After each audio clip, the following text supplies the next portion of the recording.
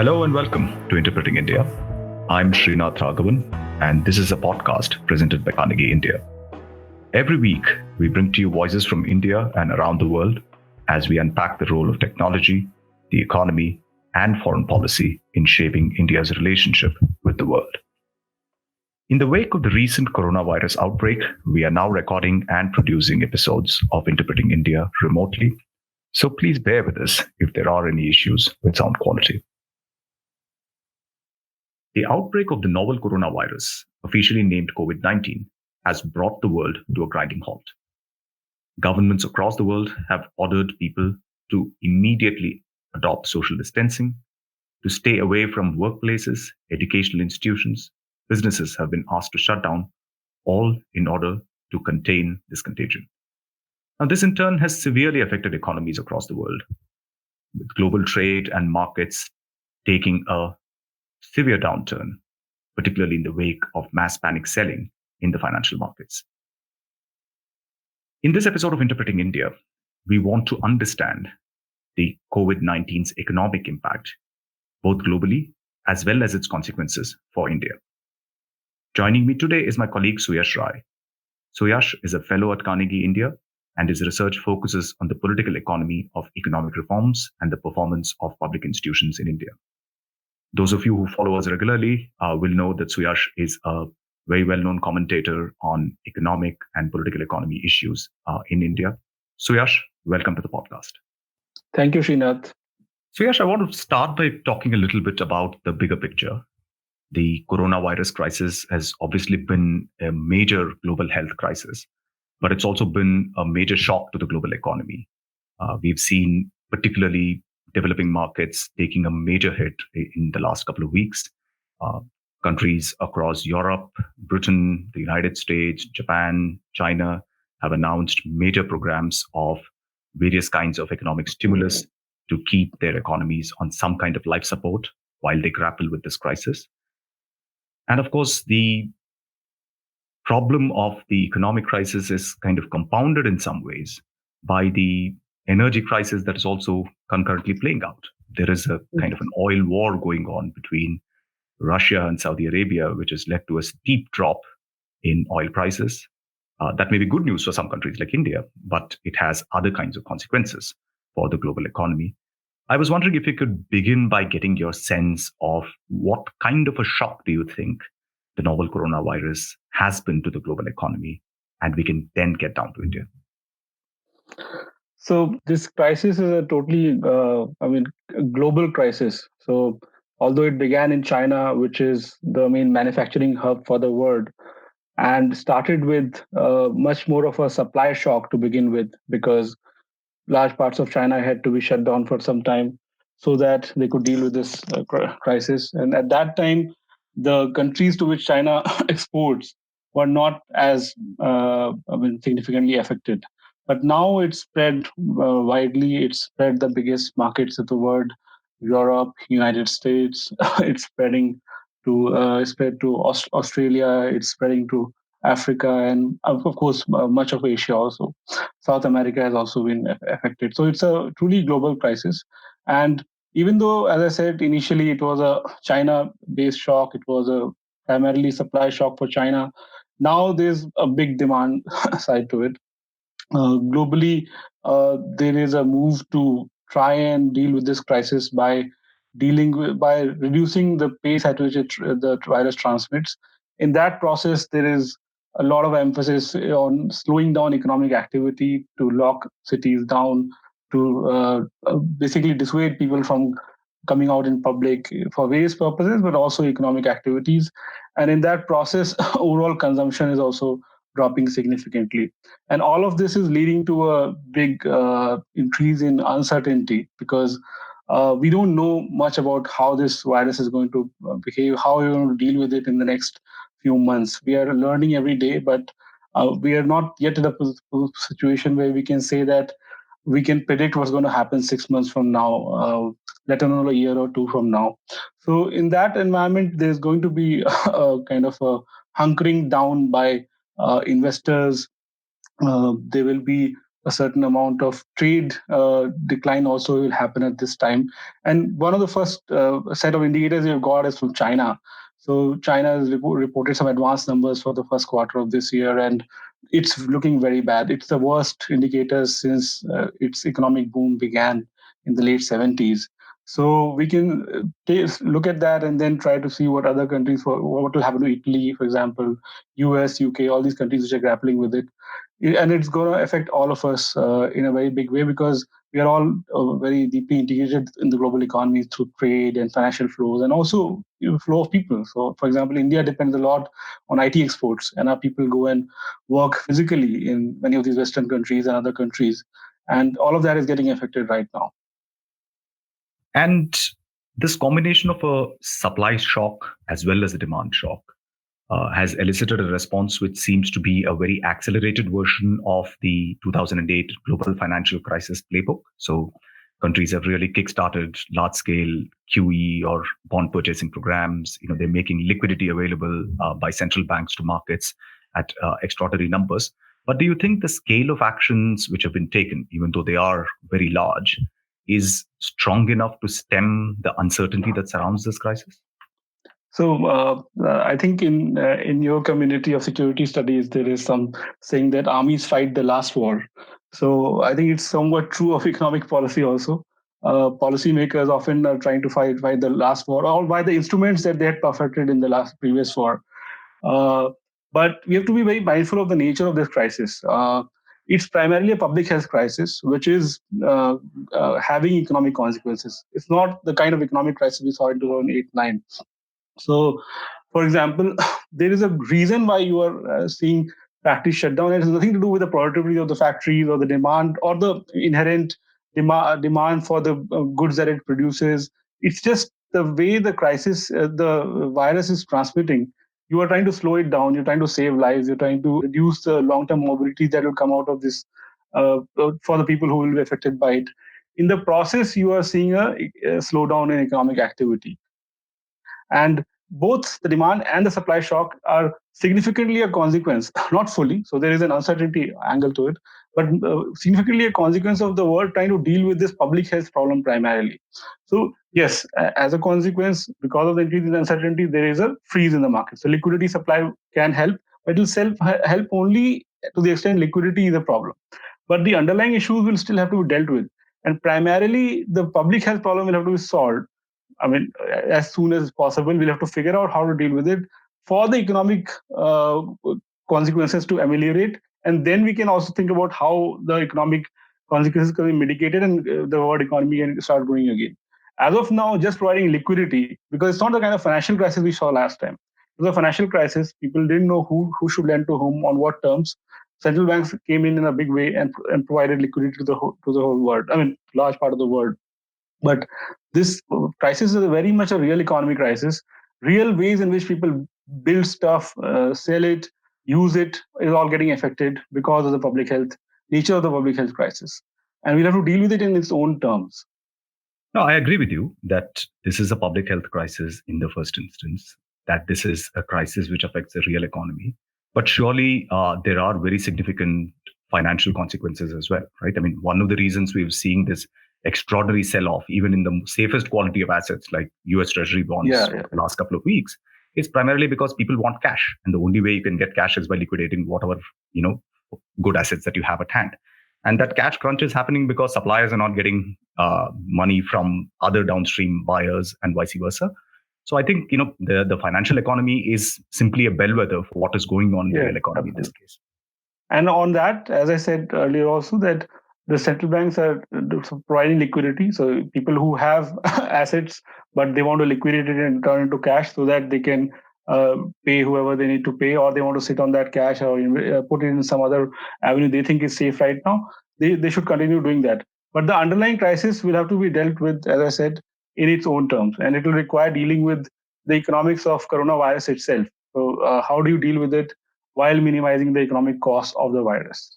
That's true. And in the meanwhile, it seems that governments, particularly in the West, are looking at instruments or ways of providing relief to the people, which are quite unconventional.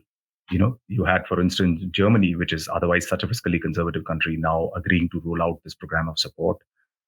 Even as we are speaking, the U.S. Congress is debating a bill which is talking about giving three Cash. thousand dollars per head to per household, in order to do this. So, talk of helicopter money has once again made an appearance. Yeah, yeah.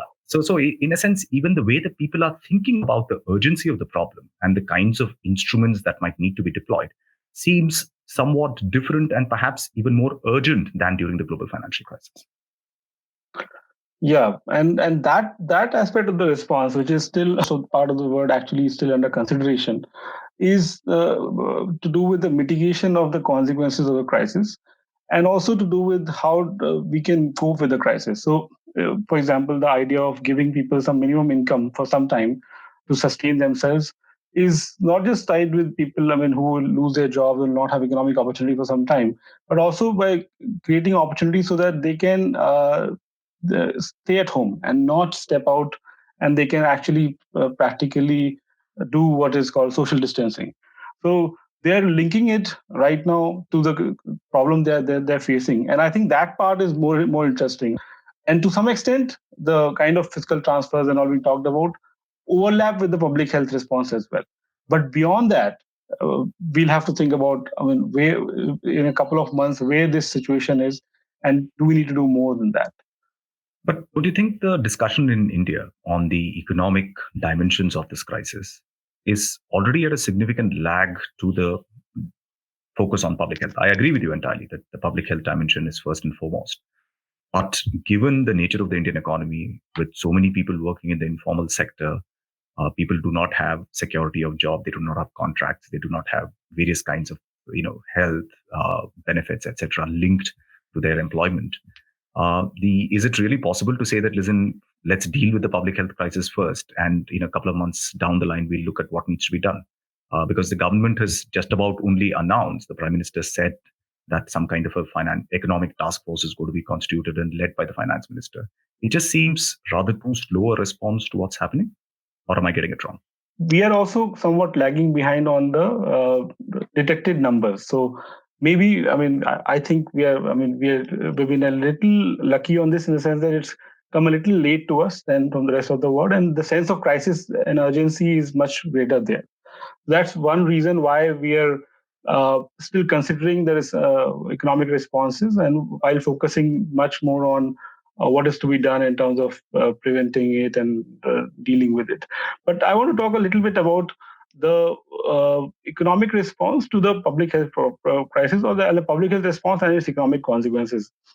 So, I mean, if you were to just think rationally about what is going on right now, there is a virus that is transmitting, and its consequence is that there is some mortality that is associated with it. Some people who get it are at risk of dying because of it, and in trying to deal with it, you are trying to reduce the transmission. If you look at India's context, what you have is that, and you look at the virus's known characteristics from how it is kind of shown to work in other parts of the world, what you see is that it disproportionately creates mortality in people. Leads to mortality in people who are of higher age, and that in India is a very small percentage of the population.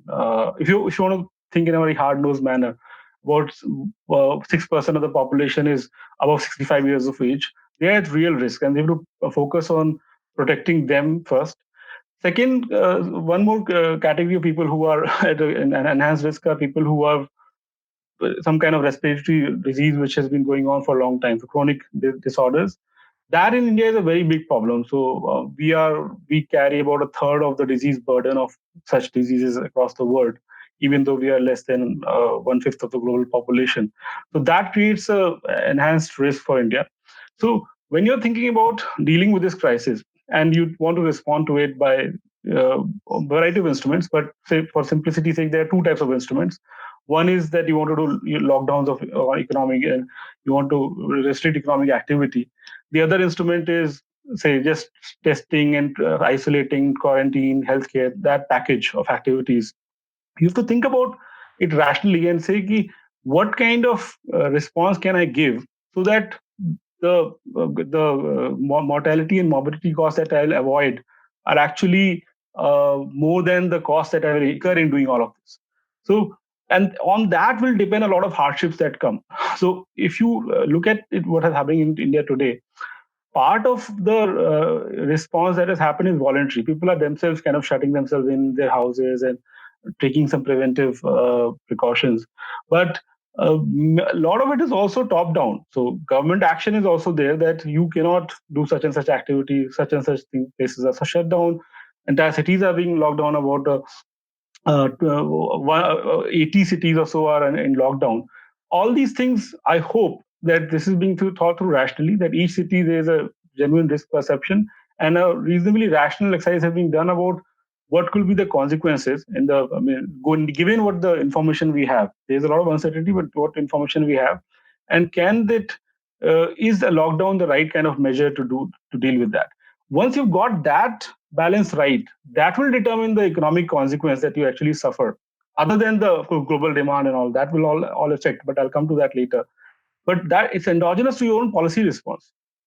So when you shut down cities, it will lead to certain kind of economic action. You used to see that as a cost of trying to deal with the public health crisis. No, And but let's say that that is already underway. That's now a given.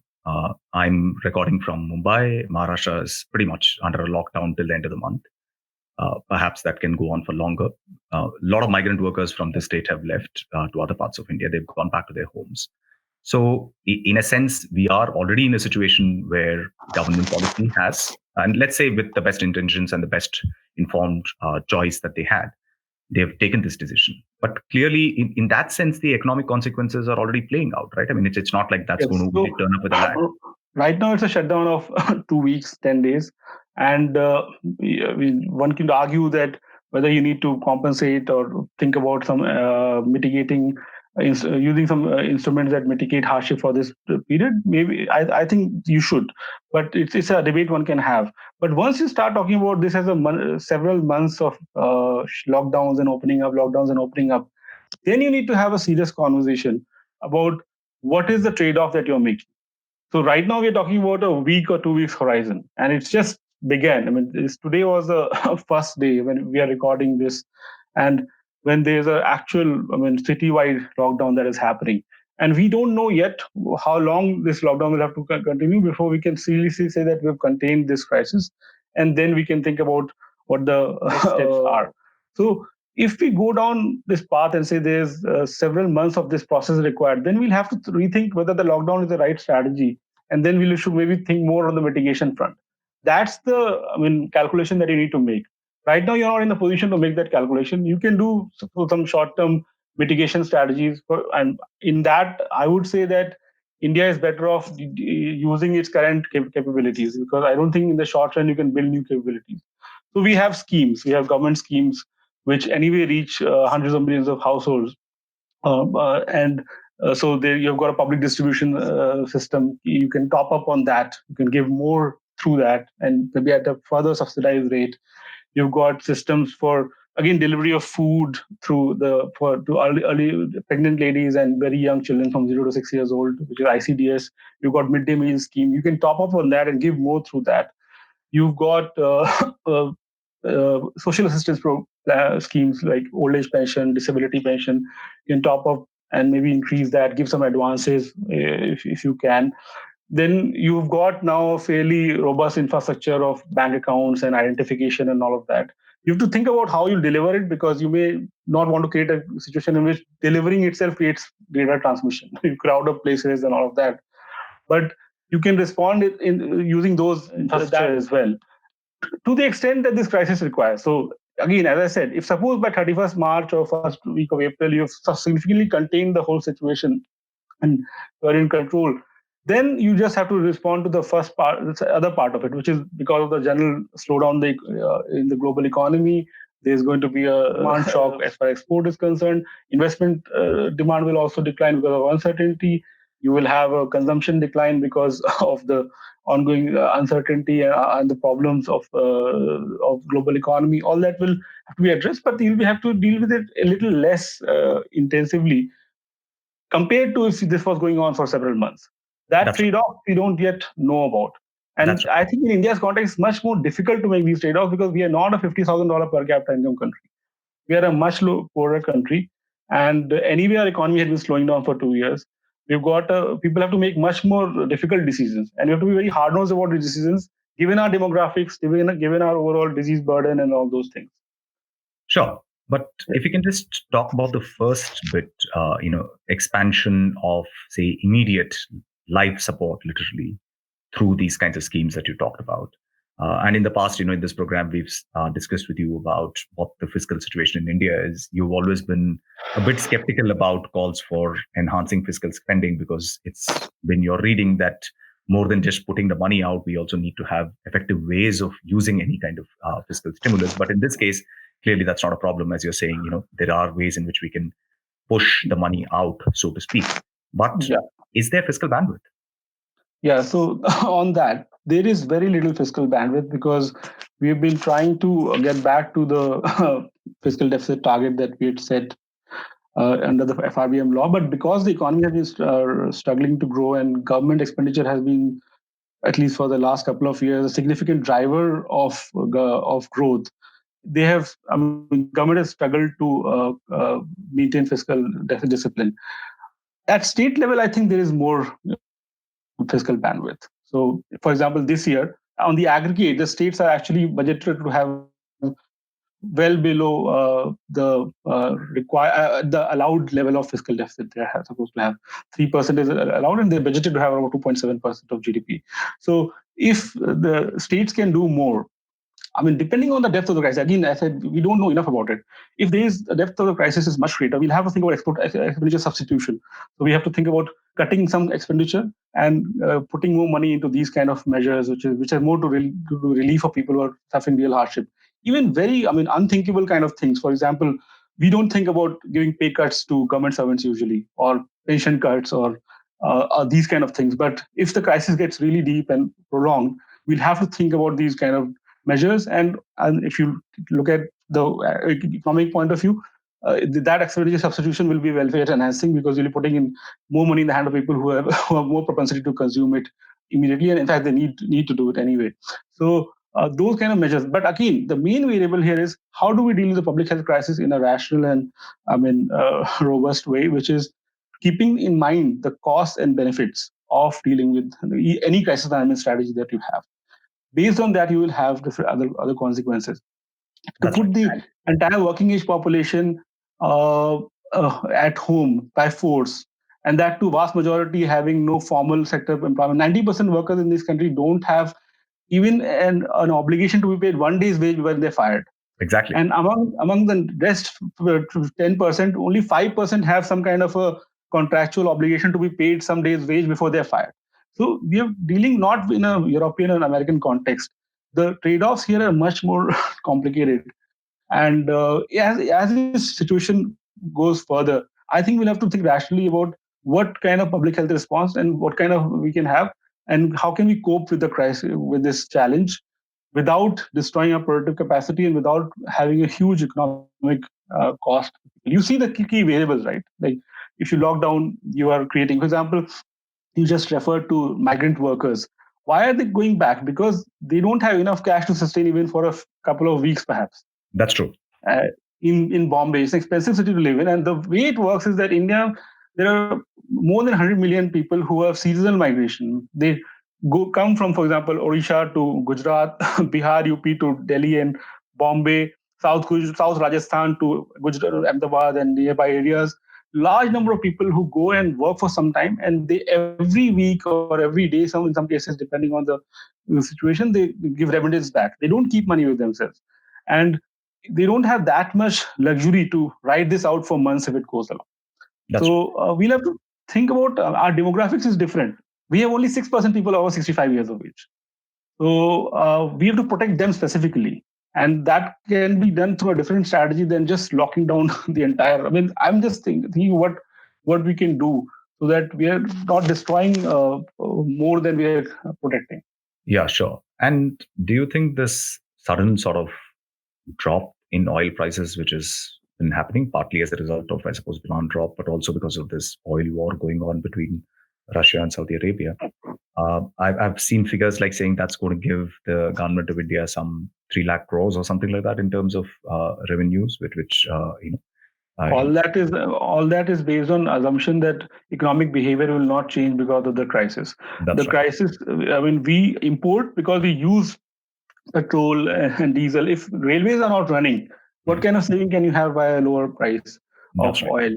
Yeah. If cars are not running on 80 of the largest cities of the city, then what kind of saving can you have? Plus, you will have layoffs in Middle East, and your remittance income might also suffer because of that. It will. It will. If so, I think these things are much more complicated, and in the current situation where there's a clear disequilibrium, we are not at a stage with the last few years data will help us uh, project what is going to happen in this year.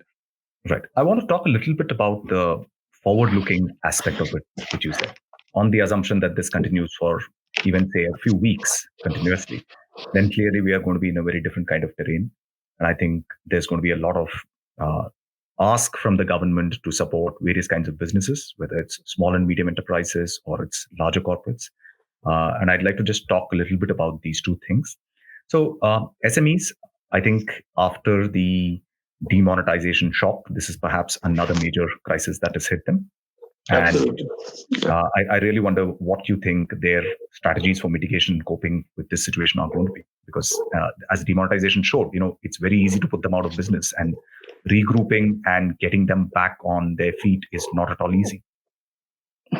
Yeah, so it's if this crisis continues for months, weeks, maybe less, but if it goes on for months, and if we respond to it in this way by top-down lockdown orders, and we are very much keen to look at only one side of this, then we will see many bankruptcies in not just in SMEs but also other firms, because they may not have the reserves to ride this out.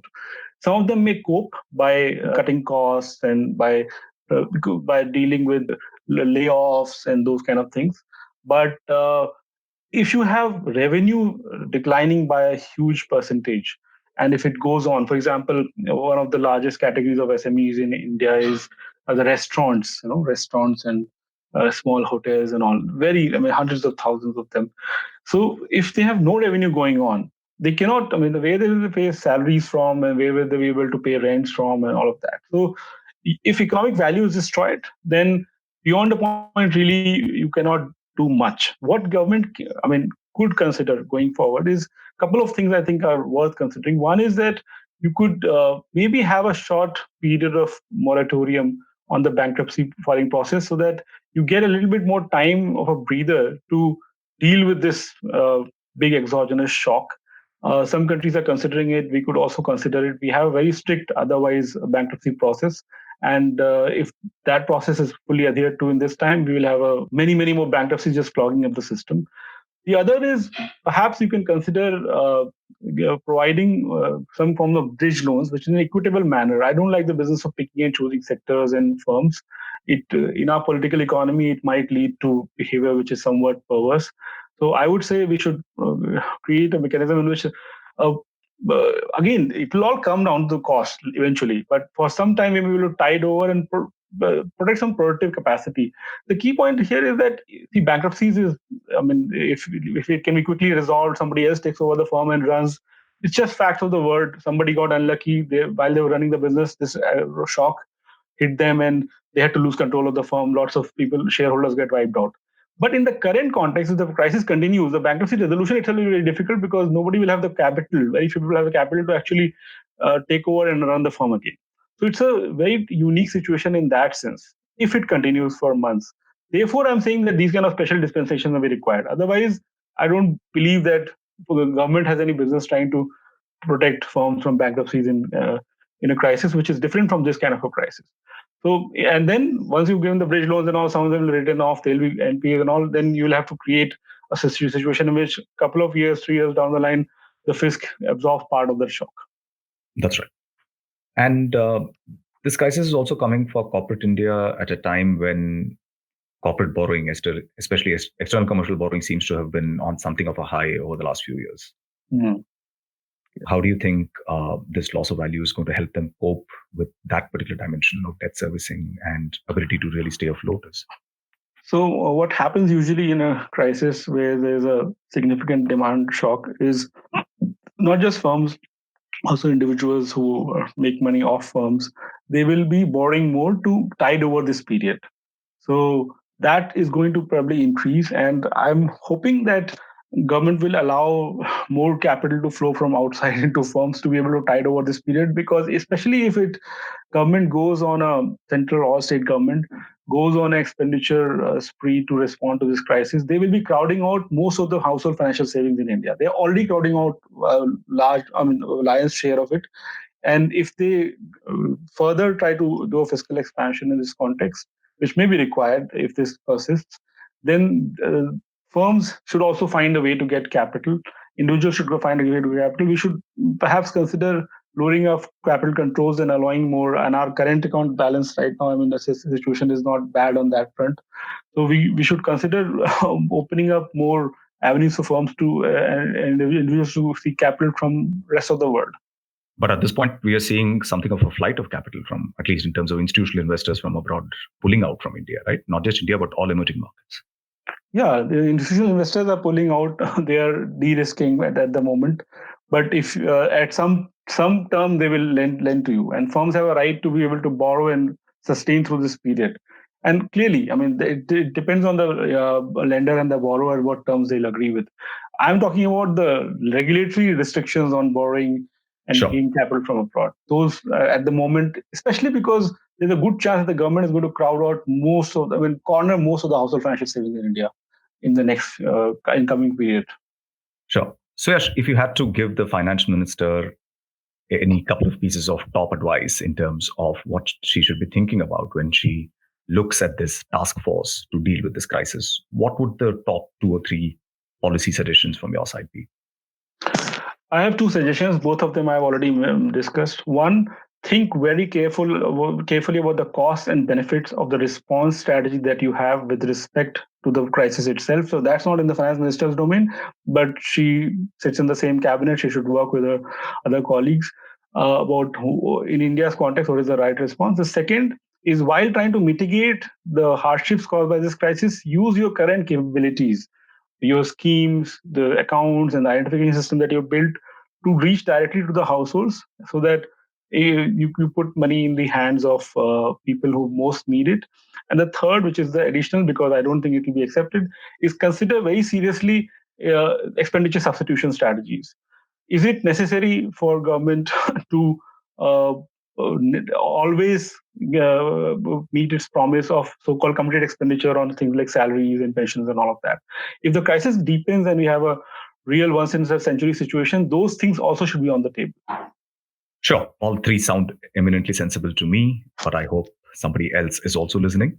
Suyash, thank you so much for being with us today. I'm sure this is a continuing conversation, so we will keep returning back to these issues in the coming weeks. Thank you so much. Thank you, Srinath.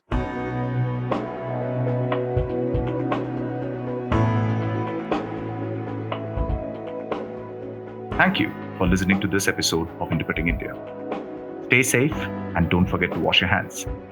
For more information about the podcast and the production team, you can follow us on social media and visit our webpage.